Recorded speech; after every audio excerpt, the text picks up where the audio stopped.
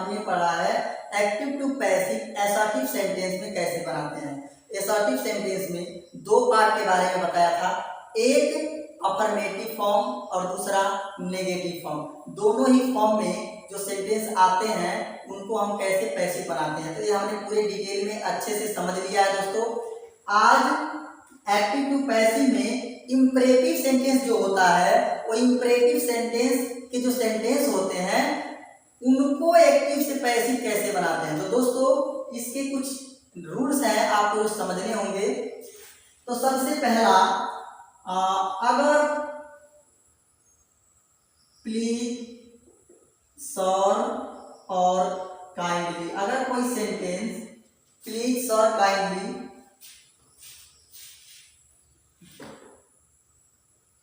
अगर कोई sentence sir, please, kindly, अगर कोई सेंटेंस सर, प्लीज, काइंडली से शुरू हुआ हो तो उसको पैसिव कैसे बनाएंगे, पहला, ठीक है। दूसरा, अगर कोई सेंटेंस डायरेक्ट मेन वर्ब से शुरू हुआ हो, मेन वर्ब से शुरू हुआ हो, जिसमें सब्जेक्ट ही ना हो, जिसमें ऑब्जेक्ट ही ना हो, तो उसको पैसिव कैसे बनाएंगे। और तीसरा, इंपरेटिव सेंटेंस में सबसे इंपॉर्टेंट है दोस्तों, सबसे इंपॉर्टेंट यही है। ये दोनों तो आप कर सकते हैं एकदम आसान तरीके से, ये आपको कंफ्यूज कर सकता है। अगर कोई सेंटेंस लेट से शुरू हुआ हो दोस्तों, अगर कोई सेंटेंस लेट से शुरू हुआ हो तो उसको पैसिव कैसे बनाते हैं, ठीक है दोस्तों।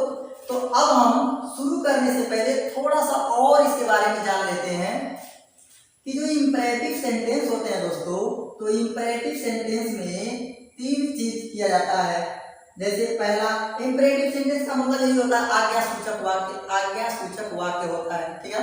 तो यहाँ पर क्या करता है, या तो रिक्वेस्ट करता है, ठीक है, या तो सजेस्ट करता है, या तो कमांड करता है, या तो ऑर्डर देता है, ठीक है।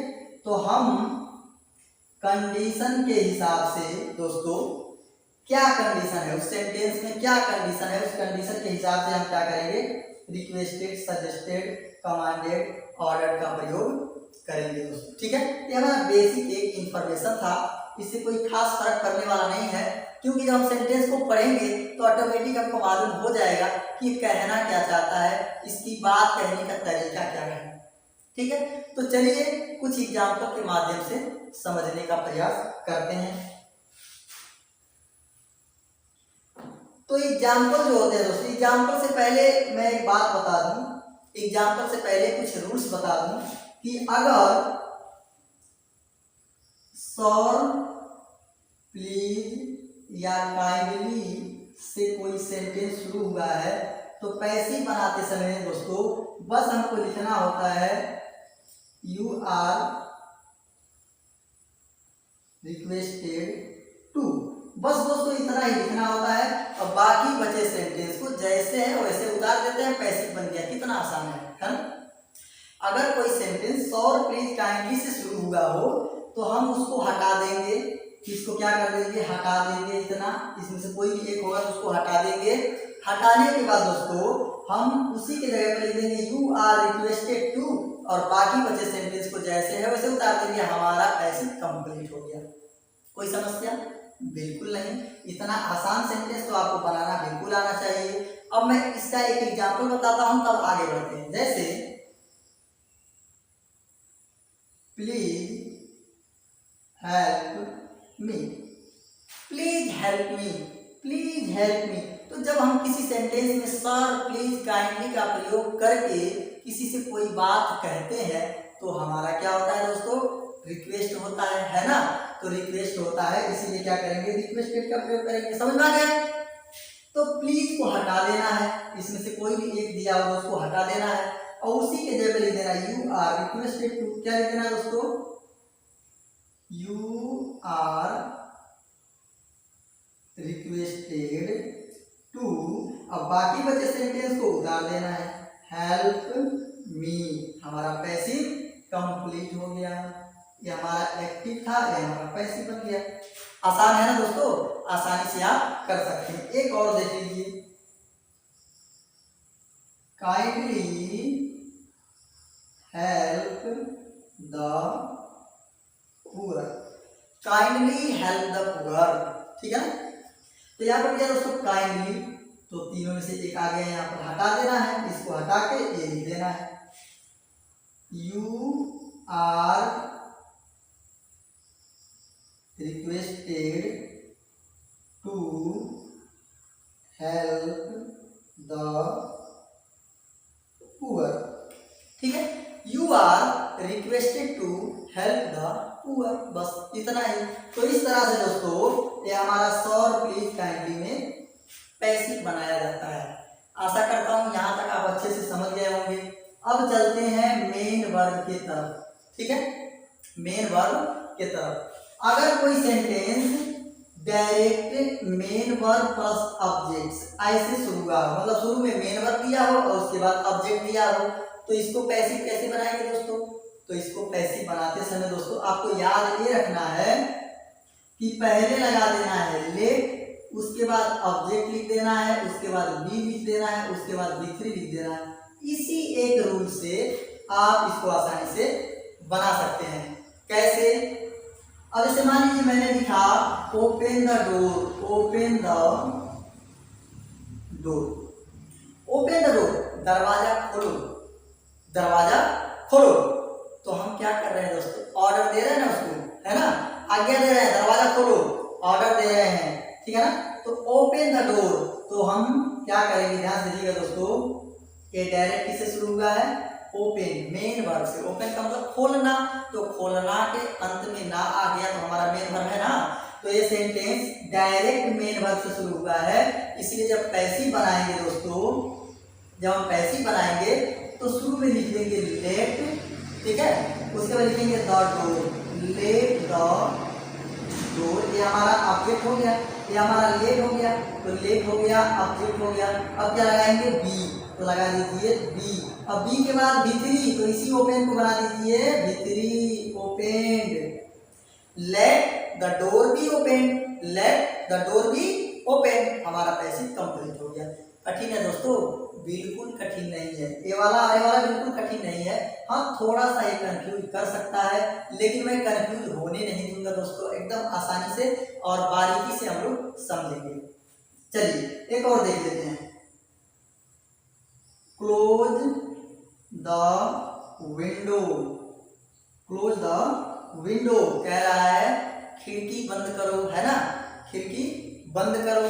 तो बंद करने को कह रहा है, तो ये भी क्या कर रहा है, ऑर्डर दे रहा है ना, ऑर्डर दे रहा है। तो देखिए ऑर्डर से ही मतलब नहीं है दोस्तों, बस ये समझिए कि जो सेंटेंस है ये हमारा मेन वर्ब से शुरू हुआ है। तो जब कोई सेंटेंस डायरेक्ट मेन वर्ब से शुरू हो तो लगा देना है लेट, अब लिखना है ऑब्जेक्ट, तो हमारा द विंडो ऑब्जेक्ट है, the window, let the window, उसके बाद लेट हो गया, ऑब्जेक्ट हो गया, अब जोड़ेंगे बी, यहाँ पर जोड़ेंगे बी, बी के बाद जोड़ना है B3, तो क्लोज, क्लोज का B3 क्या होगा दोस्तों, क्लोज, बस हमारा पैसिव। तो दोस्तों देखिए let him do this, let him do this, तो इसमें इससे पहले हमने पढ़ा तो लेट लगा रहे थे, है ना, लेट कब लगा रहे थे, जब डायरेक्ट मेन वर्ब सेंटेंस शुरू हुआ था, और इसमें लेट दिया ही है।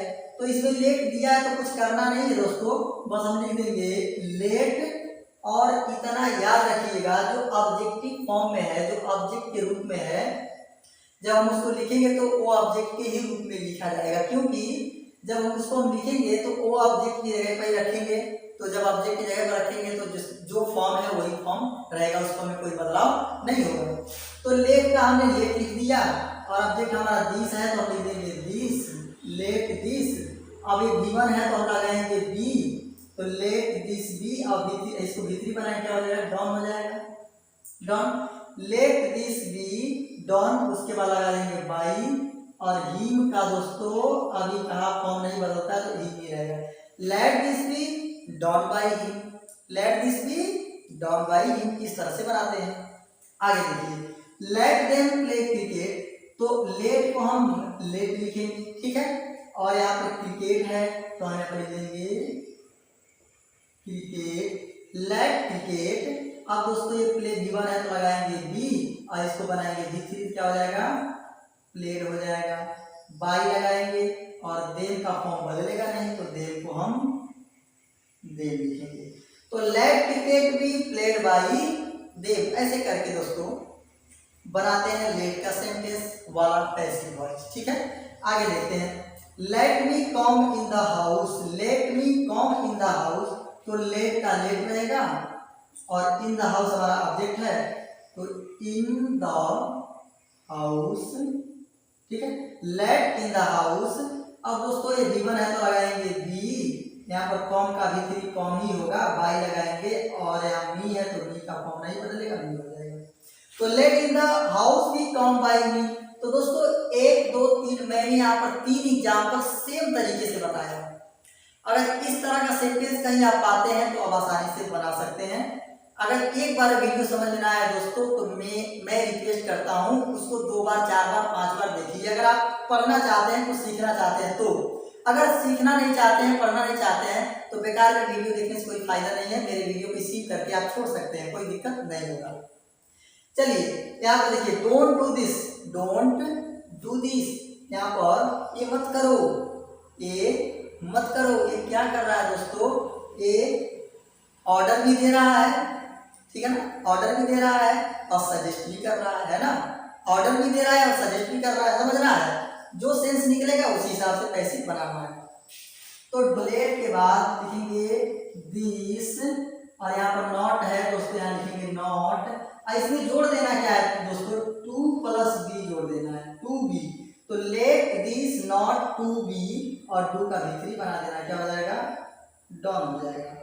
यहाँ पर कह रहा है डोंट प्ले, डोंट प्ले, मत खेलो। तो डोंट प्ले का क्या होगा दोस्तों, है ना, डोंट प्ले क्या कर रहा है, ऑर्डर दे रहा है कि सजेस्ट कर रहा है, क्या कर रहा है। तो यहाँ पर दोस्तों डोंट प्ले, यहाँ पर ये ऑर्डर दे रहा है। तो जब ऑर्डर दे रहा है तो हम इससे पहले पढ़ेंगे इंपरेटिव में, तो लिख देंगे you are ordered not, not है ना तो नॉट लगा देंगे, you are ordered not to play, not to play, you are ordered not to play. बस इतना, ऐसे करके इंपरेटिव में ये वाला हमने इससे पहले पढ़ा है कि you are requested to, you are ordered to, you are suggested to, you are commanded to, हमने अभी पढ़ा। कब, जब डायरेक्ट मेन वर्ब शुरू हुआ। तो वो हमारा अफर्मेटिव फॉर्म में था और ये हमारा नेगेटिव फॉर्म में है। तो नेगेटिव फॉर्म में है तो ऑर्डर के बाद नॉट लगा देंगे, रिक्वेस्ट के बाद नॉट लगा देंगे, और वो अफर्मेटिव फॉर्म में था तो हम वहाँ पर नॉट नहीं लगा रहे थे। बस यही डिफरेंस होते हैं। तो यहाँ तक दोस्तों 5 एग्जाम्पल में आपको अच्छे से कुछ समझ में आ गया होगा। अब थोड़ा इधर चलते हैं और समझते हैं। I won't let you meet Aman. She is not letting me study. Why do you not let him come home? She had let me attend the class that day. How often do you let him go to park? You should let him go. ठीक है दोस्तों, तो अब हम इस प्रकार के sentence को बनाएंगे और जिनमें सब में लगभग लेट दिया है, तो सभी में लेट का प्रयोग दिया है, तो हम समझेंगे कि इसको पैसिव कैसे बनाया जाता है।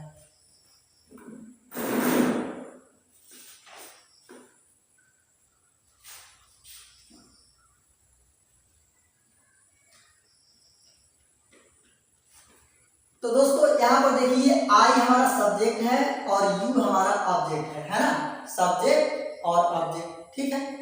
उसके बाद ये ऑब्जेक्ट हो गया तो ये भी तो हमारा ऑब्जेक्ट ही है ना दोस्तों। तो 2 ऑब्जेक्ट हैं। तो अभी शुरू में हमने पढ़ा, इससे पिछली वीडियो में हमने पढ़ा है कि जब एक से अधिक ऑब्जेक्ट हो तो पहले ऑब्जेक्ट को आगे रखते हैं।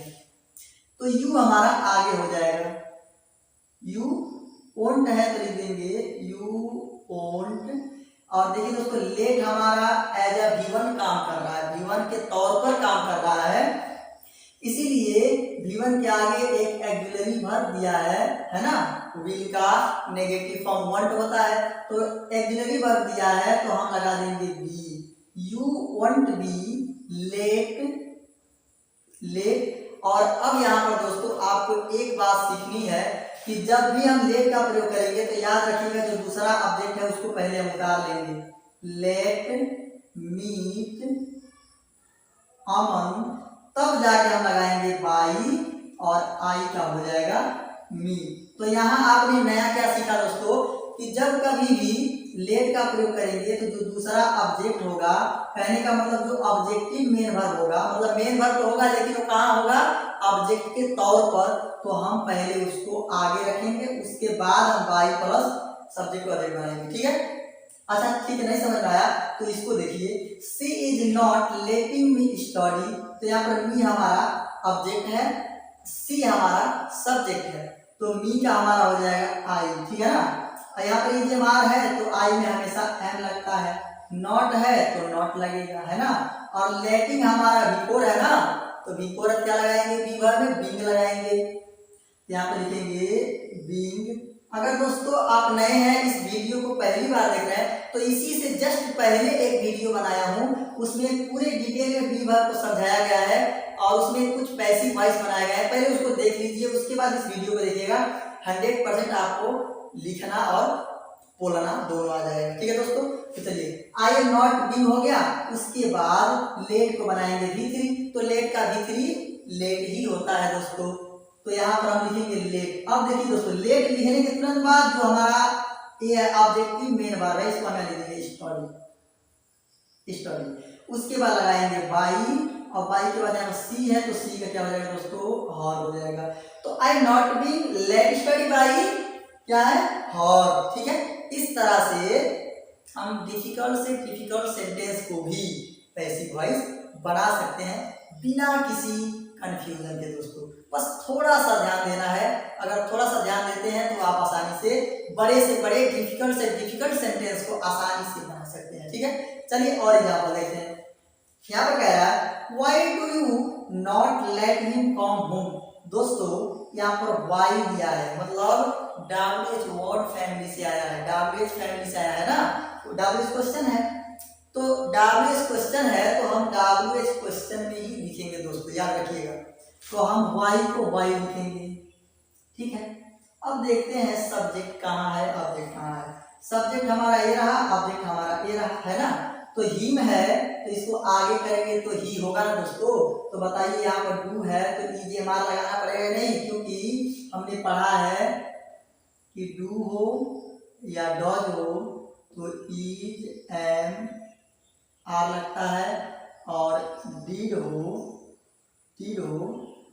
तो वाज वेयर लगता है। ठीक है, तो डू डॉज में से दिया तो EJMR लगाएंगे, तो यहाँ पर हिम है तो हिम का होगा ही, तो ही में लगाते हैं इज, तो वाई इज ही।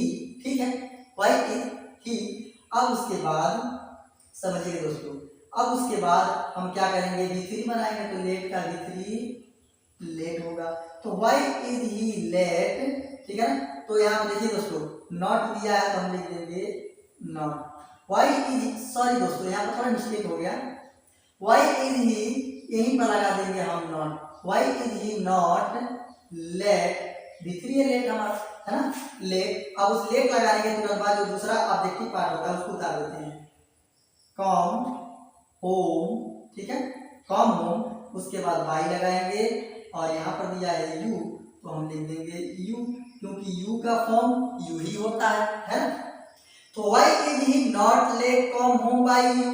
ठीक, इस तरह से बनाते हैं। चलिए इसको देखते हैं, she had let me attend the class that day, तो यहाँ पर ये हमारा सब्जेक्ट हो गया, ये हमारा ऑब्जेक्ट हो गया, तो मी का हो जाएगा आई। यहाँ पर हैड है तो हम हैड ही लिखेंगे, और हैड के साथ लेट है तो पक्का एक इसमें है, V3 में है, इसलिए वीडियो में पढ़ाया हूँ, तो यहाँ पर आई हैड, उसके बाद बीन हो जाएगा, बीन के बाद लेट V3 लगाएंगे, है ना, V3 के बाद जब लेट लगा दिए तो हम लिख देंगे द क्लास, क्या लिखेंगे दोस्तों, लेट द क्लास। ठीक है, सॉरी दोस्तों यहाँ पर अटेंड दिया है ना, ये हमारा ऑब्जेक्टिव पार्ट का मेन वर्ब है, ऑब्जेक्टिव पार्ट का मेन वर्ब ना है, तो आई हैड बीन लेट, अब ये लिखेंगे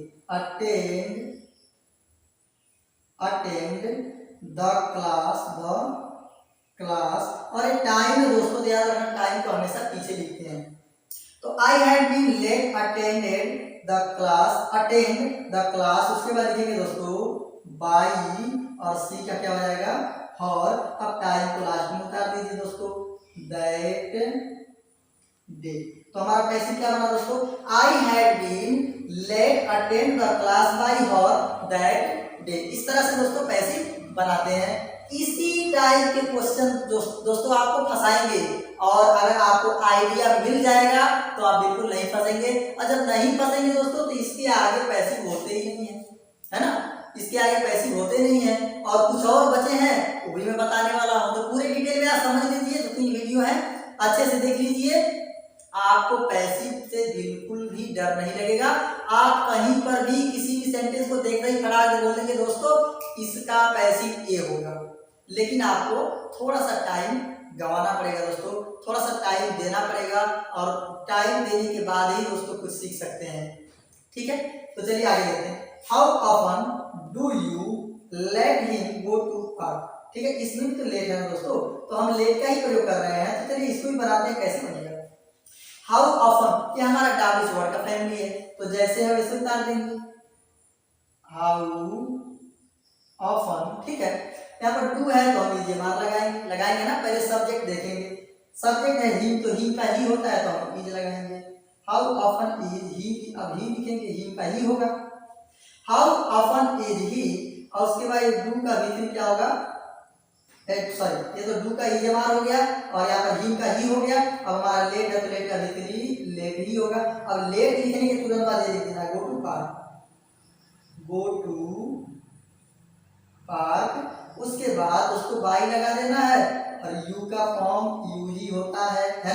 देखिए यहां से लेके दोस्तों यहां तक ये जितने भी हैं ये सभी का स्ट्रक्चर लगभग सेम है, एक ही तरह से बताया हूं पूरा।